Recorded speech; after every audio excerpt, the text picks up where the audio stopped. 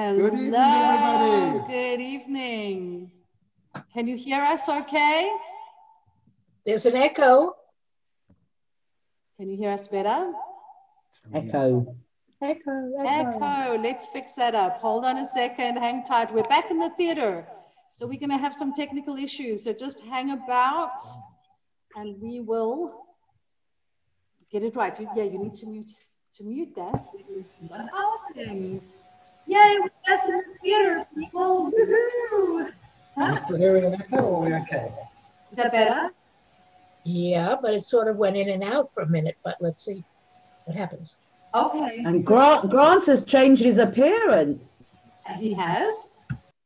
Mm. Okay. The one with the blue shirt. That's not Grant. It says it is. Sorry, we're just having some technical difficulties, but I'm just going to say hi to everyone. Just be patient. We've just gotten back into the theater, so we are setting up, trying to do this live from our theater. And let's see if Grant can fix it. Have you muted him? Is that okay? Is it working? All right, guys, how's that for the sound? Better. That's better. Mm-hmm. Excellent. Yay. Woohoo. Woohoo. Plugging the holes. And Sandy, am I in the right screen? Have I done the right thing? Spotlight, not pin? You're on Spotlight, but Grant still looks different. Grant's got a blue stripes. I'm getting confused.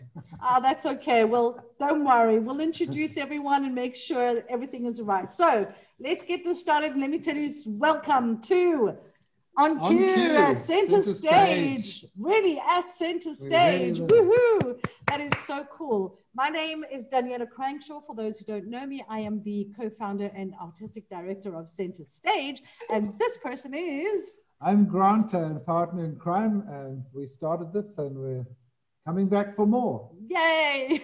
So everything's opening up and going back to normal. Are you ready for it? So let's say you want to go back to the theater, right? Which is exactly what we want you to do very much. Very, very much. But let's pause for a second to consider the huge endeavor we are committing to here. Before you step out the door, are you dressed? And I don't just mean the top half. This is not Zoom, this is real life. They say you have to wear a mask in public, and they forgot to mention to a lot of people that they have to wear pants. Not pajama pants, not long johns, real pants. Now remember your keys. You have to lock your door, but from the outside, which is not something you're used to. Take a deep breath, relax. We know this is scary, but you can do it. It's like riding a bicycle, unless you never learn to ride a bicycle. Now, you have to get into your car and join traffic again. Yes, I said traffic. Forget about it, didn't you? Now, there is one thing that didn't change, and some people on the road have all still forgotten to drive, but nothing has changed. That's just Israeli driving. So take care. Upon arriving at the theater, you will find other breathing human beings around you. But remember, you've all been vaccinated, so it's all good. Them are the regulations, folks. Sorry. You may not recognize everyone as they may be wearing masks. They will be wearing masks, oh, yes. Absolutely. There are different kinds of masks of all colors of the rainbow. Some may be so distracting that you may forget to notice the person behind it. Press on. Just remember that you cannot mute yourselves or other people in real life. So prepare yourself for an overload of excitement and loud verbal expressions. Are you ready? And who's coming? Woohoo! Yeah. Absolutely. What's happening at Center Stage? What's happening at Center Stage? So let's just share a little bit with you. And obviously this is going to go again and do the same thing it does every week. And I still don't know how to get over it. Hold on a second. We shall get there. Okay. So whatever's happening, we just have to remind you that we can only grant you entrance if you present your Tav Yarok, which looks like this. Alternatives to it are certificates of recovery from COVID or a confirmation of a negative test no later than 72 hours prior to the event. No Tav Yarok, no entrance. Damn. Next week, Sunday, we have a live music performance of Endings and Beginnings. It's finally taking place, folks. Can you believe it? A hybrid Zoom and live. It's going to be a lot of fun. So get your tickets and join us for this frolicking show. Now on Wednesday the 17th, the wonderful show Shards, Putting the Pieces Together by Evan Kent, will grace our stage to limited audiences. We're still trying this out, folks, so bear with us. If you've not got a ticket, then you know what you need to do. It's a poignant musical story that draws the audience in with a remarkable mix of storytelling and song, nostalgia, humor, and insight. I'm hoping everybody caught Danny's interview on ILTV. Very impressive. Oh, thank you. And of course, I watched. You the did? fantastic, Yay. well done, Udi. And the fantastic article in the Ezra magazine. Yes, and if which you Danny wrote. want to check it out, it's on our Facebook page. So do go in and read the article, see the interview. It's all fun. Yay. As always, Yep. we are committed to keeping you involved, entertained, and connected. Stay up to date with all our events on our website and Facebook and WhatsApp. Can I have your autograph, Danny? Who that? Can I have your autograph? No, Gotta you walk know down me, the you can have a street. hug. How's that? Anytime, anytime. So now I'm going to bring up the other Grand Crankshaw that's here because that's what his name is. But actually, this is Udi Razzin, ladies and gentlemen, and we are very, very excited to have him join us tonight on Show your Cue. face. It's okay. Now, He's renaming me. oh, is he really? He's baptizing you, is Yes. he? Okay, so you'll no longer be confused, Sandy. So I have to tell you that Udi's name kept popping up in our theater or in discussions and conversations that I had with various people, and everyone said, you have to meet Udi. He's this most amazing guy. So I took the plunge. I called Udi, and we met in a little cafe in Ramat Sharon, if I'm not mistaken. Yep, that's right. And we had a long conversation, and I actually found out that I immediately liked you, Udi. I know it's shocking. It's very surprising. Isn't it? Yes. Shocking. But I really liked you. I liked who you were. I liked what you had to say. I liked your sense of humor. I liked the way you look even. And he's like going shock, shock, shock. It's all good. And we are just absolutely delighted to have you join us tonight. So thank you very much. Thank you for having me. Thank you. Yay. So let's jump right in, ladies and gentlemen. So Udi, you were born in Israel, but you spent your early life in Toronto, Canada. I did. Before we talk about that, I Yes. just want to say that I'm very, very excited to actually be in a theater Oh, man. with, like, we're on stage. We're on stage. It's pretty amazing, right? Isn't it? And like the chairs I behind know. us. We just need to fill them up now. Yeah, That's well, kind of like it's slowly, a slowly. step in the right direction. Absolutely. Amazing. Thank you. It's been a long time, huh? Too long. Wow. Too long. It's been a devastating year. So tell us about Yes. your time in Toronto, what you were doing there and how that all affected you. Don't really remember much. I was a baby. I was brought there by my family. My parents were, they were both born in Israel, and they were sent to Toronto to be shlichim for the Jewish agency. So it was all, very Zionist. And my dad ran a youth camp up in Sudbury in the summer, and that's what I was born into. Which city is that? Sudbury in Canada. It's like I know it's 6 hours north of Toronto, but More than that. beautiful place. I'm sure. Beautiful. That's where we spend every summer with a bunch of Canadian Jewish kids. So was that like a youth camp, like Habonim or? Exactly. Yeah. Yeah. okay. Like during the year in Toronto, they had their weekly activities, and then in the summer they were doing their summer camp, 6 weeks. I was just a baby running around, tossed from one babysitter to another. I heard that they were all great. I don't really remember much, but And you absorbed English. somehow that happened. Yeah. Yeah. But a lot of these kids are actually living here in Israel today, which is something that I'm personally very proud of. Well, For my parents. I was just going to say, it's your parents should be proud, right? Yeah, I'm proud so for you're them. Proud for them. Yes, Amazing. Yeah, I mean, they're all So in they there. lied to them and they sort of. You know what? I was going to say, I don't know if till this day they're angry, but they're still here. Amazing. And we still keep in contact with them, and they're all over the country. So it's actually amazing. Wow. So yeah, but the credit's not mine, of course. It's to your parents. I understood that. That's fine. Yes. Yeah. Amazing. I went to camps when I was living in South Africa. So I went every year to the Habonim camp. And that was great fun. And it's like a sleep away. Oh yeah, it's a 3-week kind of camp, like a real summer camp, sleeping in. We had it hard. We had to sleep in tents, and we had to. That's exactly what those kids right. did. Today it's not like that. They're so spoiled, these kids today. They have like bungalows and luxury bungalows. Luxury beds. Try to tell an Israeli mother to send her kids away for 3 weeks. Like nowadays, it's. We had to wash our clothes by hand, and But yeah, and it was fun, and I wish kids would learn that today. Was it hard? Was it? No. It was memorable because it was hard or different. Yeah, but we all were in the same boat, so it's not like someone had a luxury that we didn't have. So it was all good. You still miss home. You was your. Yeah, but you make friends, and it's there's so much to do every day. There's activities and brainwashing and all that kind of stuff. Yeah, I guess that brainwashing worked because you're here. Not because of that. Not because of that. Not because of that, but it helped. It helped, certainly. Right.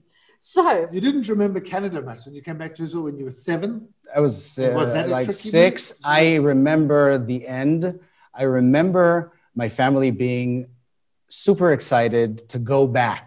Mm-hmm. But I didn't know what back meant. I knew Israel as a concept because I left here when I was like a year and a half old or something. So to me, it was going to a new place. Even though I spoke Hebrew at home, I still was, it was something, and I was so, you're a kid. Yeah. So I didn't really understand why I was taken away from Saturday morning cartoons and all the luxuries of a North American child in the early 70s. Yeah. To come to Israel. What was that like? That must have been quite, even at that young age? Shock. Was it shock? Yeah. No cartoons on Saturday morning.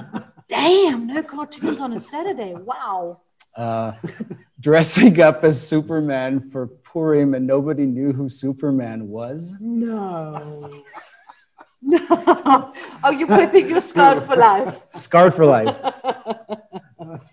All right. But kids, I adapted very quickly. I remember the first few weeks, and then there's actually a blackout of a few years. but I just remember, the cultural differences, I think, were bigger back then. Yes, definitely. So it was a shock. It was also meeting family for the first time. Saba, Safta. I didn't really know all these people.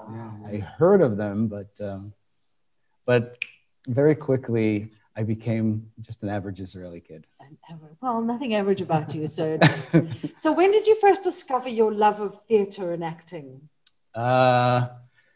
In high school, a little bit, not seriously, like a high school drama thing, but not something to be pursued seriously. And then I went to the army. Well, I'm going to ask you that. Yeah. So you kind of discovered a bit of acting. You were in the drama club, and then obviously, like all Israeli kids, you went into the army. You were a paratrooper, and then you were HR officer in the North Command. Right? Yeah, that's a fancy word for being a jobnik. A jobnik. Okay. Now, how did that whole experience of the army affect you? Did that kind of have an impact on you in any sort of way? Or was it just like get it over with and... Wow. Sorry. Look, there's the serious answer, and then there's the short. The short answer is it's a profound experience. I can tell you that later on, I'm not jumping. I know that we want to go chronologically. I see the list. I can tell you that, at the time, I didn't really think I was doing anything special because everybody was doing it. And quite frankly, I was not a great soldier because I wanted to be in the theater, but I couldn't.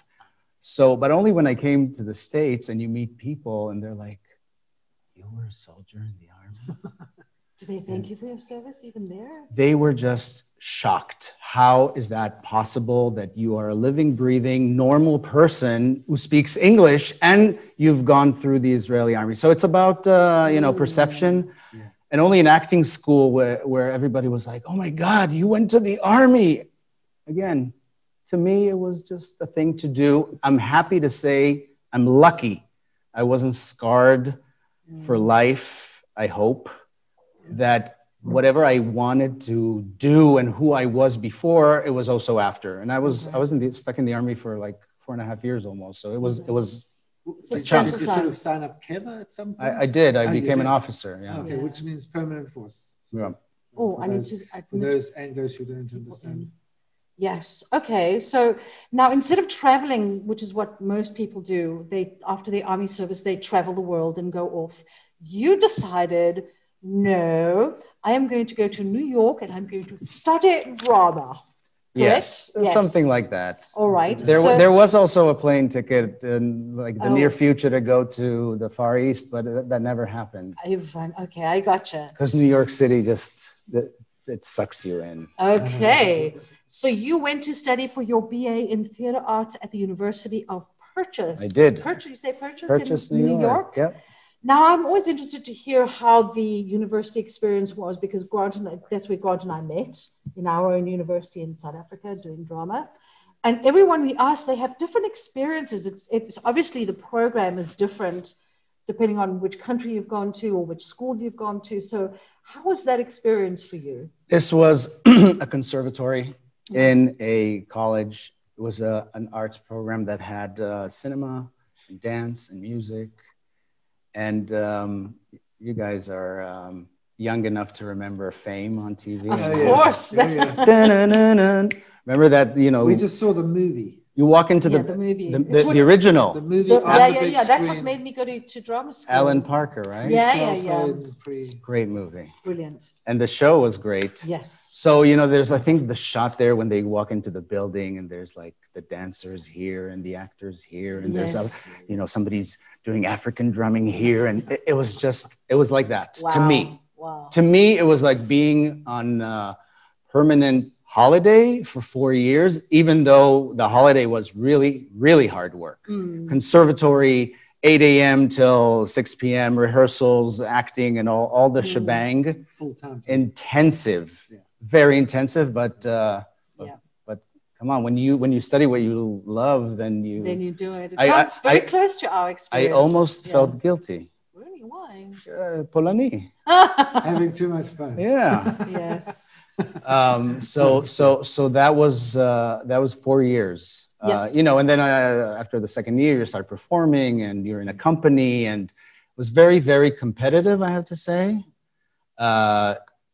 We started 25, then they kind of like cut you out. And by the end, we were like 16. I still see most of them on Facebook till now. It's like 20 years now. Anybody still in the theater business? Yeah, a bunch of them. Yeah, That's good. Bunch of them. Yeah. I'm very proud of being part of SUNY Purchase because it's the most dominant African-American program in America.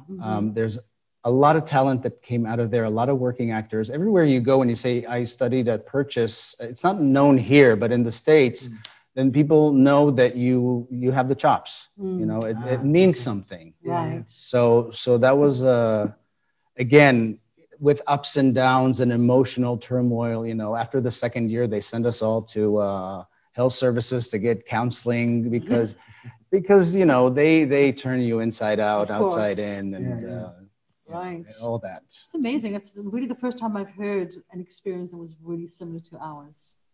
Your program was 4 years as well? It's 4 years. It's a BA honors degree. So you write a thesis at the end as well. Okay. But it's full of practical and theoretical, so you learn both at the same time. Yeah.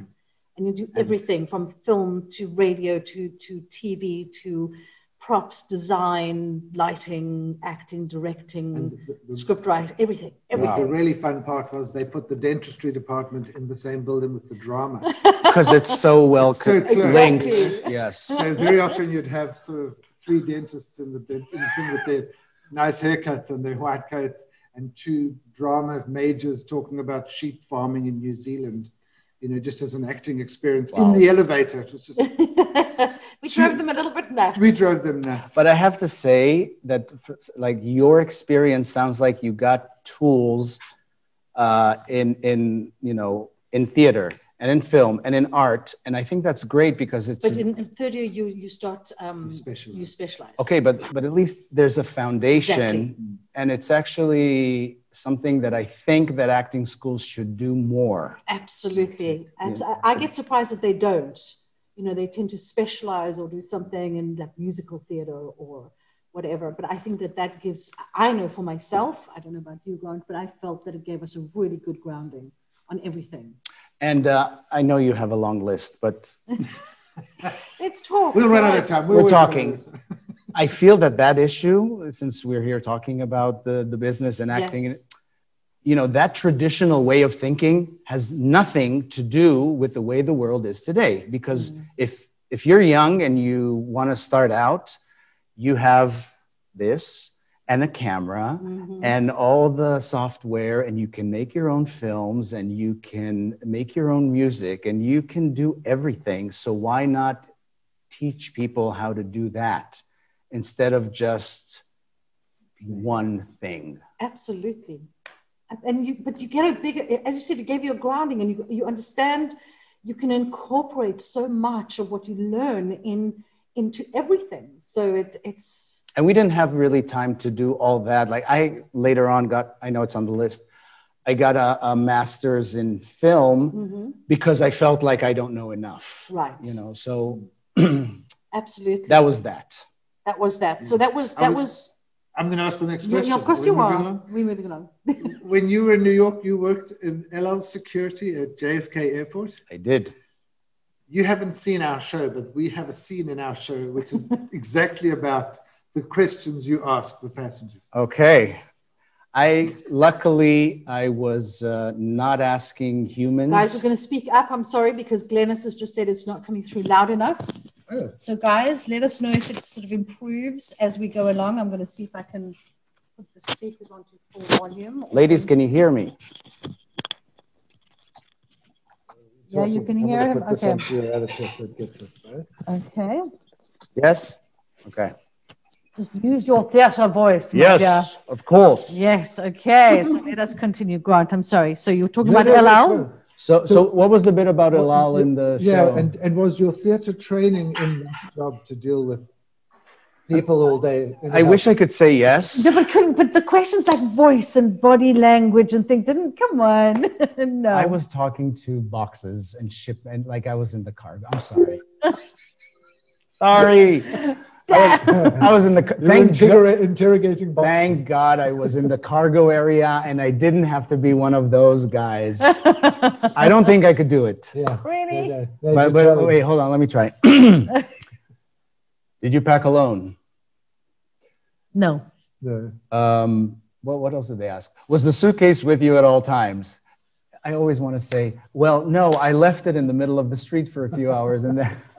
But you know what? That's a very good question, because I'll tell you, one time I was with a company and we went to Italy and we left the suitcases in a bus because we just finished a whole sort of thing and toured around Rome a little bit, then got back on the bus. And every single one of those who was asked, did you have your bags with you at that time, all the time? They said no. I was so impressed. It saves lives. It saves lives. All right. So you did the classic New York thing. You the classic actor's life. You lived in New York after you studied. Yes. And you auditioned and you went to classes and you went to, you did plays and you waited tables at fancy restaurants. First of all, tell Why? us why.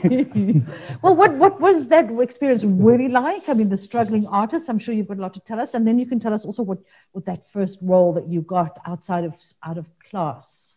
Okay, so the first question is, how was living the struggling artist? Look, some days of the week it's not so hot, and you're like, you know, it's a struggle, but it's life.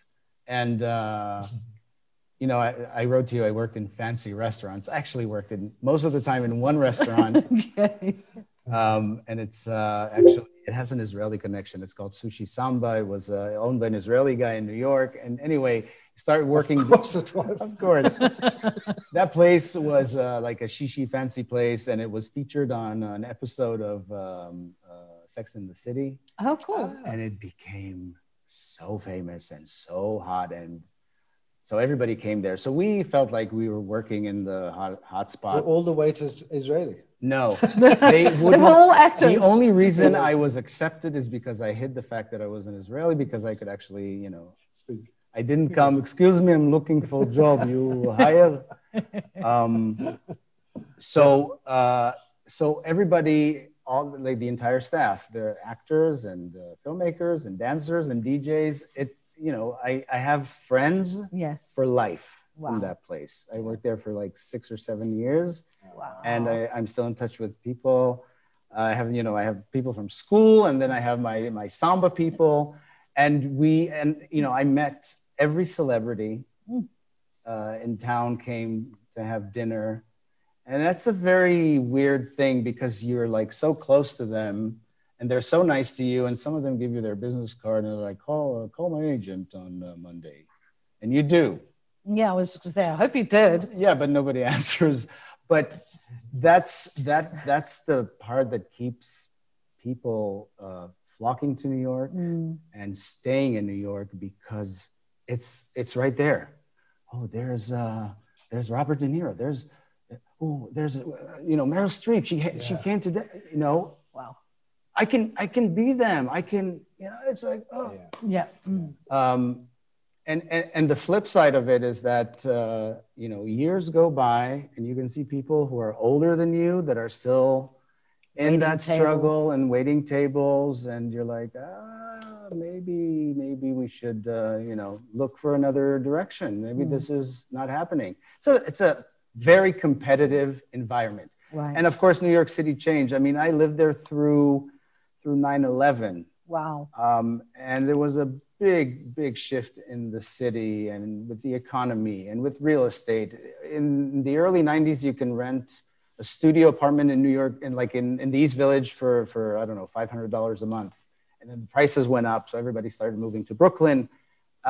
It's a jungle. It's a jungle. It is a jungle.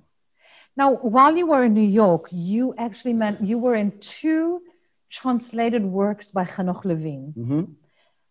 One was Bachelors and Bachelorettes, and the other one was The Whore from Ohio. Correct. How did that come about, and how were they received by American audiences? Well, American audiences, again, to my knowledge, it was a tough pill to swallow because the language is very crude and tough.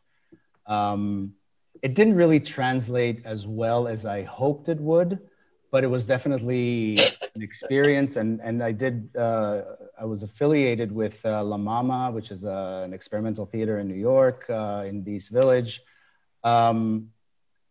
And Hanoch Levine is theater is in Israel. You know, it's I think he's the playwright. Right. And you know, I think Europeans accept him more because they have this more of an open mindset to different cultures. I wonder if today the story would be different. Interesting. Yeah. I wonder. There's openness to diversity. There is, but it's still, you know, it's still when it's in your face, maybe. I don't know. It's an interesting question. It was definitely regarded as, from what I've seen written about those 2 shows, that it was harsh language and harsh situations and hard characters, even though it's so funny. I mean, you know, Hanoch Levine is also comedy. It's so funny if you get the tone. And again, maybe the way to translate it should be dealt with in a different way. But you know, when I lived there, I wanted to bring a piece of my heritage, my culture to New York. I was not an American person. Right. I'm an Israeli guy, and I love theater and I love Israel. So to me, it was a no-brainer. Okay, let's bring them something that maybe they don't know as so much. So it was great. I love being part of those shows. Now I want to. I kind of wonder, besides those 2 plays, you were in several off-Broadway productions and several feature films. Is there anything that stands out for you from just in the New York kind of side? I guess towards the end of my my living in New York, I started doing more of, you know, an independent film here and stuff there. But I felt like it was, you know, I felt like I needed to move on. I felt like I was like, even with my energy, being pushed towards leaving. So then, you know, I had to make a decision. Where am I moving? To Los Angeles, like a lot of my friends, Right. or to go to Israel to try it out, and I chose Israel. And, Well, that was going to be one of our next questions. Yes, Is like 16 years you spent in the States. it's a long time. it's a long time. Yeah. And so You wouldn't have thought you'd have changed your mind. Or was it always a question? Yes, I can go back. No, I don't have to. Yes, I can go back. For many years, it wasn't even on my mind. I was certain that it would never happen. I wasn't hoping that it would happen. And even when I came back, I thought it would be, you know, like a sabbatical, or a visit. So I didn't plan to live in New York for 16 years either. So, you know, this is life. Yeah. right. So you came back to Israel and you decided to get your MFA in film directing from the Tel Aviv University. As you said, that was something that you felt you were missing, but was that something you were consciously wanting to do, get into film directing, or just to really it had a few reasons. First of all, I didn't know anybody in the industry here, being gone for 16 years. So I had my friends from high school, who are my friends till this day. Thanks for being my friends. Because what do you have in life, you know? Family, friends, that's all you got. So I knew that through studying, I could meet people, and I just didn't want to do another theater program. And I was always interested in film. You know, I did a few short films by myself in New York with friends, running around the East Village with a camera and doing all that stuff. Yep. 8mm. We studied 8mm. Okay. We edited, cut the film, joined physically cut the film. My friend Avi Castoriano, my roommate in New York, and my friend till this day, was with nail polish. He was putting together we had film. that tape, And then the Steenbeck they were working on. Yes. And by the time that I studied film, it was, you know, all digital. Yeah. an app on your phone. Exactly. We're right before that. Damn. I don't think I was planning on being a film director, but I wanted it to open up, you know, more employment opportunities, and just, I didn't know what acting would be like here for me because nobody knew me. I wasn't working enough over there to come here and, you know, just and say, wow, I'm back. I'm back. Okay, who the hell are you? Oh, I went to SUNY Purchase. What the hell's that? You know, so. Well, it's a very smart way of doing things. I don't know if, I guess, because some great things happened because of that. I met great people. I met my I was just going to say, you met your partner, didn't you? I did. Was she also studying film? She was doing her PhD in film and anthropology. Oh, okay. She's a smart one. She came from Italy, from Milan. So we met there, Wow. So she's kind of in the industry, film anthropology? No, she is an anthropologist and an artist, and she's now doing her Japanese studies. And she's not in the film and But acting. she understands that world. Yes. So how important do you think it is? Because I look at Grant and I, and we're both in the industry and we both understand it. And I think people either go with someone who understands the industry and the strange, unusual demands that it has on partners as well.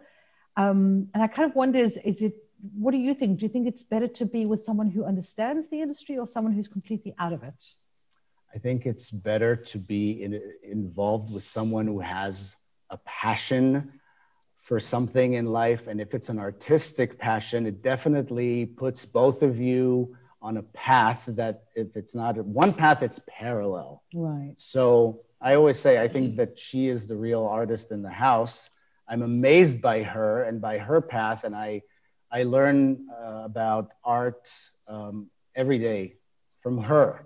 So she makes me a better artist. Hopefully I do the same for her. She did start watching shows in English and Hebrew because, I mean, you know that in Italy, everything is dubbed. Yes. Yeah. It's crazy. Yeah. She watched Friends dubbed. In Italian. In Italy. Yeah, I've heard in Germany it's the same. They only hear, they don't hear. So because of me, I said, no, enough of that. Enough of that.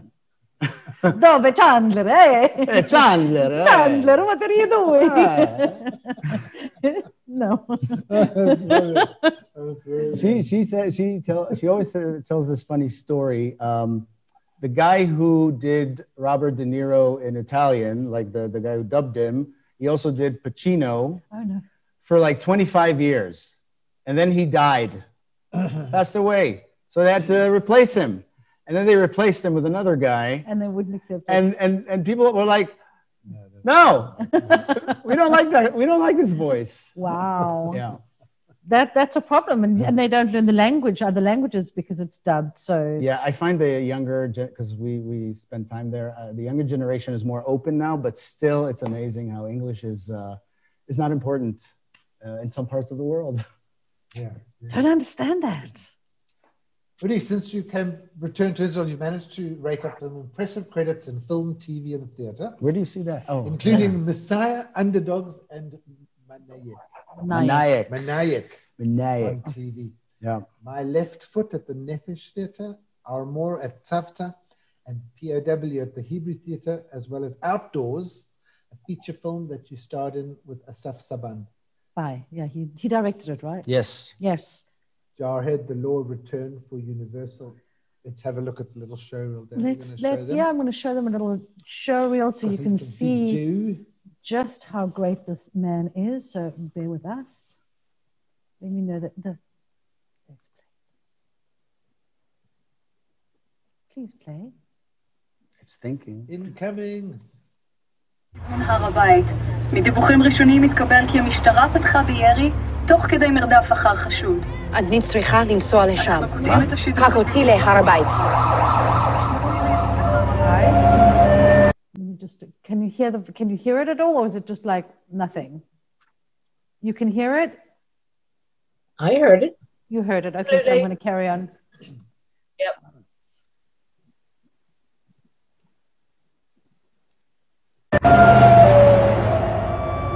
אני לא יכול, הם אומרים לי תרחיק מהמקום. אני אשלם לך. Madam, it's not the money. The roads will be blocked. Then take me to the roadblocks.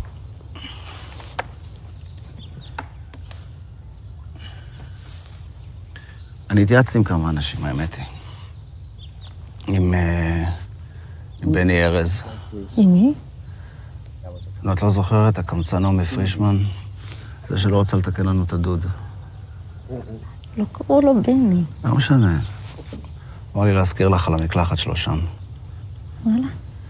כן, הוא אמר שכאילו, המים חמים אמורים לצאת חומים, כאילו, בעניין של צנרת. ככה זה. So there's a lot more to see, and you can see Udi's show reel you can find it on YouTube if you want to, but amazing. So I wanted to ask you you worked, first of all, that woman in Messiah, because I actually started seeing Messiah, didn't see it through to the end, I must admit. She doesn't speak Hebrew. No, not at all. She was just like, okay. She was told to say Hachuk, and that was it. She had a Hebrew tutor on set who was so bad. Oh, no. But she was such a big star that she kept coming to me and saying, am I saying this all right? Yeah. And I didn't want to mess up the other girls. So I try to correct her gently, but it's hard. Listen, Hebrew. I know. It's a hard one. It's a hard one. Tell us about it. But she was, I keep forgetting her name. She was super nice. Yeah. Super nice. I learned a lot from her, just like her professional demeanor, and she was amazing. Actually. It's like, well, this is an experience that you had sort of working here in Israel. So how would you compare? Working here or there. Yeah, the two different, because you've been on feature films there, you've been on TV there, you've been in theater there, and the same here. Look, New York, I know. No, it's not. I think the world is so different. You can be an Israeli actor, and you can work, on international productions. There's people shoot.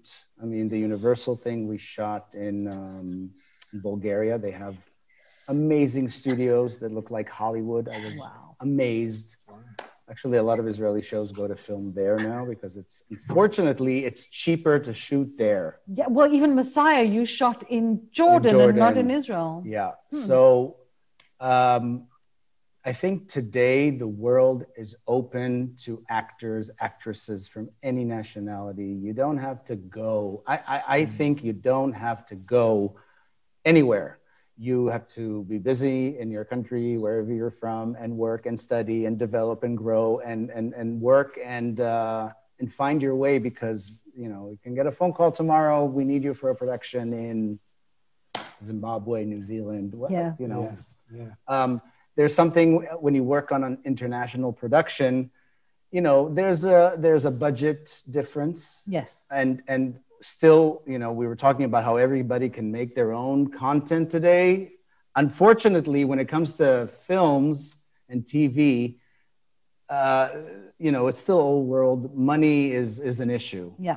So I was sent to Jordan for 24 hours, and they give you a trailer. Most of the Israeli productions I've been involved with, there's always an item of clothing of mine. Yep. And I'm like, oh God, that shirt, Yes. But on a more serious note, I feel that there is so much amazing work coming from here in the last 15 years. Absolutely. Film and TV. I mean, look at the international success of things. Fauda. Yeah, not only Fauda. Yep. Shtisel. Yes. I mean, there's a Unorthodox. bunch of shows that are seen all over the world. And it's amazing because they're good. Yes. Yeah. Yes, they are. They are. So do you find your work now in Israel is mainly in sort of Hebrew or in English or both? It's both. It depends on the month. Sometimes I get called for just only English speaking roles and I get worried, wait, what about the Hebrew? I am very lucky to be working, doing this and that. Yeah. Fantastic. Whatever May comes my continue. way. Yes. Absolutely. Absolutely. So what is Your preferred medium? My preferred wait, is this part of the no, not questionnaire? yet. No. Because you've done TV, you've done film, you've done stage. Do you have a preferred medium? I wanted to say film, but depends on the piece. If it's a great play, of course, the stage is amazing. If it really depends. Okay. I'm lucky enough to have worked in all three mediums. Absolutely. So if you have a son, right? I do. Enrico. I love that Razzin. name. Yep. It's like I love the Italian whole thing. If you were going into the industry, what would you advise him? Oh my God. Good one. I don't know.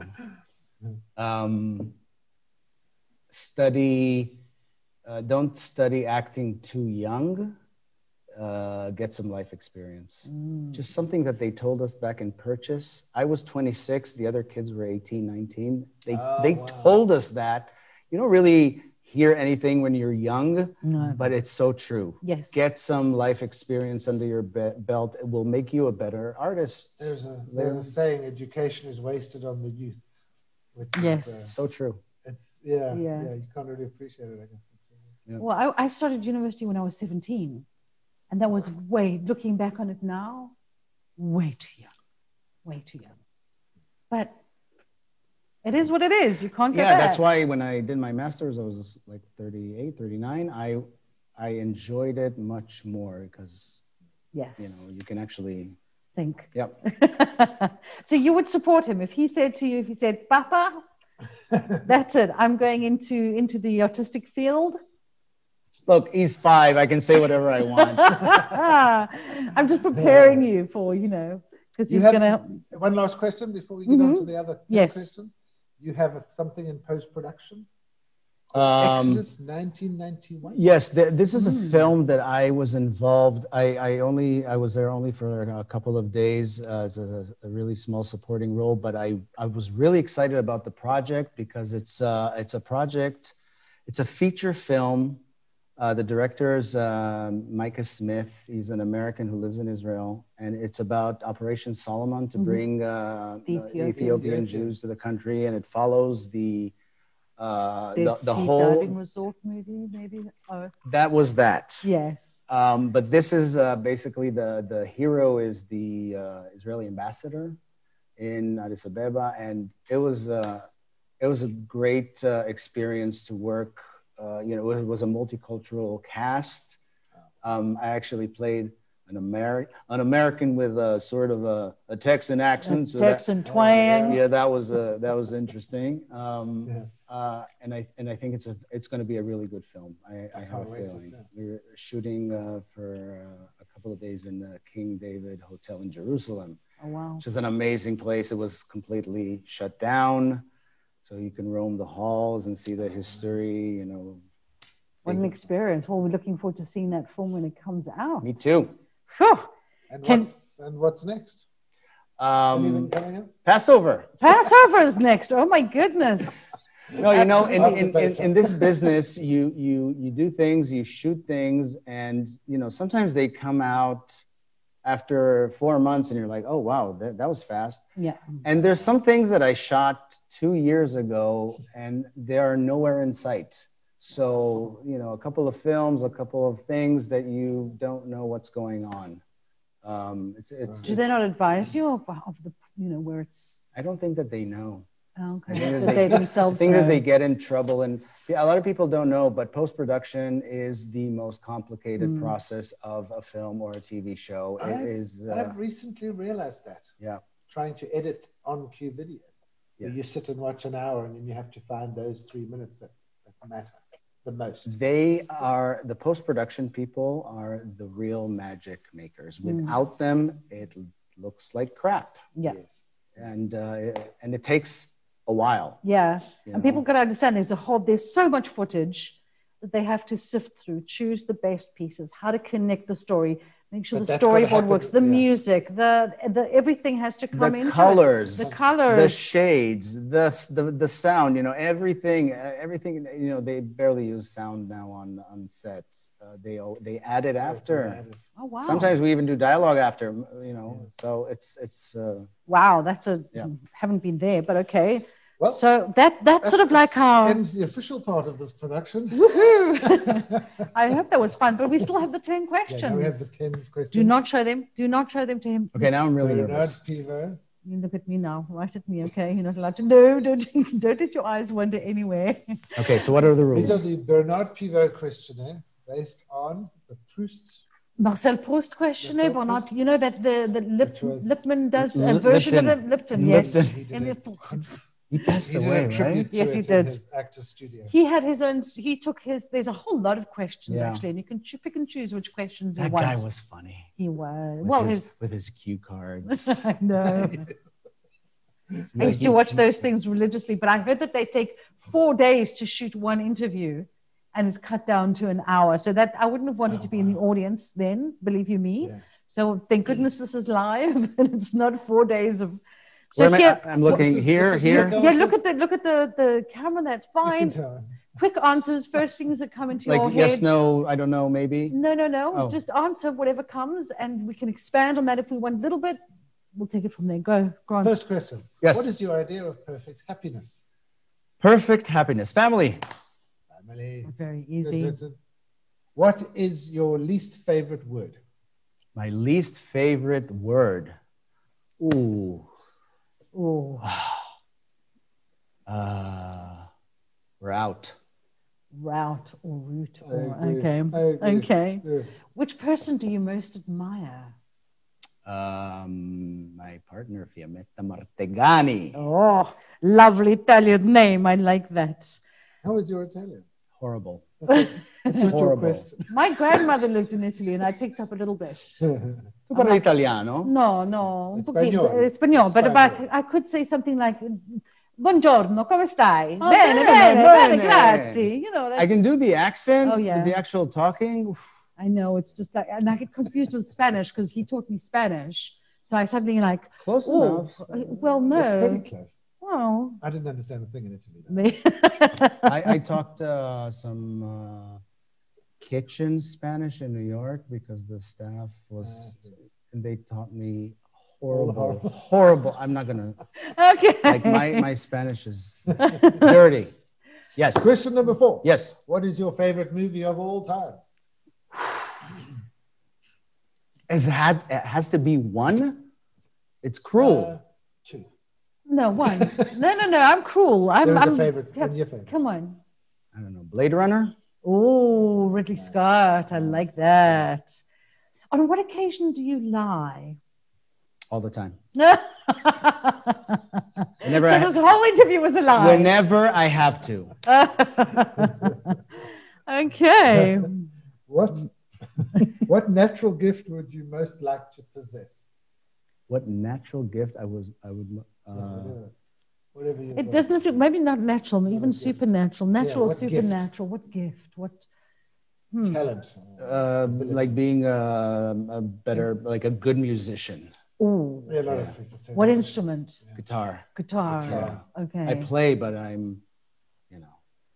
always play, and then I'm like, I'm not gonna be Jimi Hendrix in this lifetime. Not a lot of people are going to be Jimi Hendrix in their lifetime. You can't be that sort of like, you can't set your bar so high on those kind of things. Yeah. Thank you. What is your most treasured possession? My most treasured possession. Yes. Probably my guitar. Oh, okay.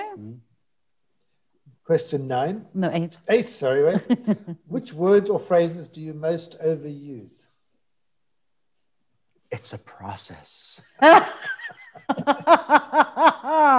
that word. And I use it all the time. Okay. But you have to understand, it's a process. Okay. I've heard that before. Not from you, but I've heard that before, obviously. Question 9. What do you most value in your friends? That they're around. Yeah. Okay. So Still around. despite everything. Yeah. Horrible people, but they're around. I like it. Last question. Are you ready for Yes. us? Take a break. What's the word you What's love the the word? most? No. Thank God. If you were to die and come back as a person or a thing, what would it be? Who or what would it be? Who or what would it be? Wow. Anybody. Oh, anything. And we've had some weird ones, but this one. Wow. Usually people say like they want to be this celebrity or that celebrity. No, not at all. Like a cat or a dog or something. How about a river?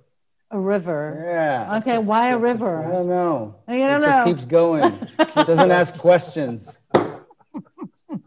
Okay. Stupid answer. A river. We'll go with the flow. It's an original. I don't know what. David Bowie, John Lennon, who?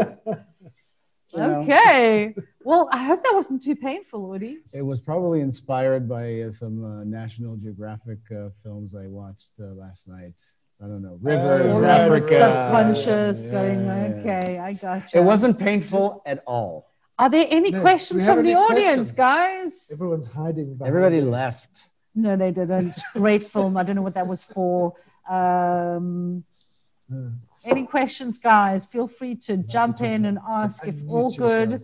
Besides the fact that Udi looks like Bruce Willis and Doron from Fowler. My goodness. This or that. I got to look at Bruce Willis. I hear those two every day Really? of my life. Really? Yes. I never would have put you on He's those much two. more round than you are. This is what I hear. Okay. Hey, Doron, mi fauda. Lonachon. Yeah. And Wow. Bruce Willis all the time. Wow. Well, you went that off, Sandy. Yep. Good job, Sandy. Did you ever eat at Hummus in New York? Did you ever eat Hummus. hummus in New York? I did. Hummus. Yeah. Any It's- specific hummus? It's called Hummus. Hoomous. Owned by Israelis. Israelis producing I don't stuff. know. Oh, I It's saw now- Samuel Goldstein. Yeah. Well, Goldstein. Yeah, we worked together on that. the Exodus 1991. 1991. Yes. Great actor. Yeah. Love him. Thanks. You too. It's a pleasure working with you and with your Danielle and Grant. and Sandy and everybody, really.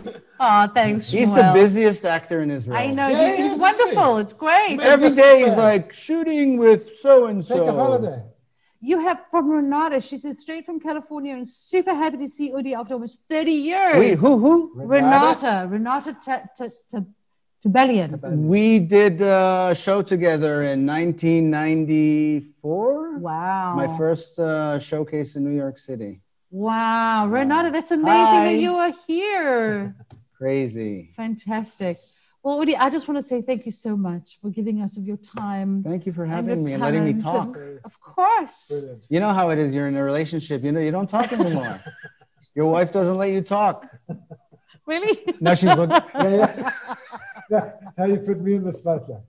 It's okay. He knows me Throw too me well. under the bus. That's okay.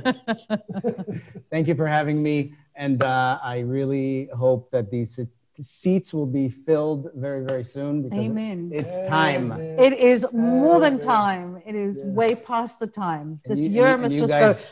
Yeah, and you guys are gracious hosts and great people, and I'm really happy to know you and to meet you, and let's do some more magic here. Absolutely. And thank you to all of you who have joined us and have come to see us and have learned so much more about Udi. We appreciate it. Next week, don't forget that there won't be an on cue because there's that live music show. I hope you get your tickets and come and see it. It's going to be amazing. It's the endings and beginnings next Sunday, live and via Zoom. So we are doing the whole hybrid kind of dance until we all feel comfortable.